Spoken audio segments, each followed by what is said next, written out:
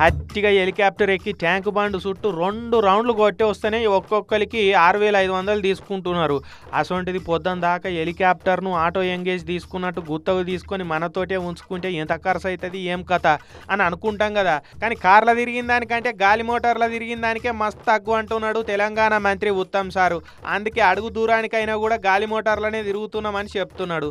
Public సంక్షేమం పైసలు ఆదా చేస్తానికేనట గాలి మోటార్లు ఎక్కి ప్రజాధనానికి శీద్రం పడకుండా కాపాడుతున్నాడట సారు. అవునా నిజమా అని మీకు అనుమానం రావచ్చు. అయితే కార్లు వేసుకొని పోతే అవి లీటర్కు 4-5 కిలోమీటర్ల మైలేజ్ కూడా ఇస్తలేవట. 10 గల కార్లలో ట్యాంక్ ఫుల్ కొట్టించుకొని పోతే డీజిల్ ఖర్చులు దండగా అవుతున్నది, మస్తు టైం వేస్ట్ అవుతున్నది. అదే గాలి మోటార్ ఎక్కిపోతే అగ్గొకే కిరాయికి ఇస్తున్నారు, 7కైనా అర్ధగంటలు వెళ్ళిపోతున్నాం. ఎల్బీ నగర్ ఉప్పల్ షేర్ ఆటో ఎక్కినట్టు 3-4 మంత్రులం ఒకటే హెలికాప్టర్ ఎక్కి రాష్ట్రాన్ని చుట్టూ వస్తున్నాం. మస్తు పైసలు మిగిలిస్తున్నాం.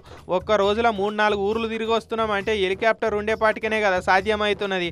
అదే కార్లలో పోతే అయ్యే పనేనా అది? అయినా మనకి ఏం తక్కువ చెప్పురి. నేను ఒక్కనే 60,000 కోట్ల రూపాయల ఆమ్దానున్న శాఖలకు మంత్రిగా ఉన్నా. ఇంత ఖర్చు పెట్టకుంటే ఎట్లా?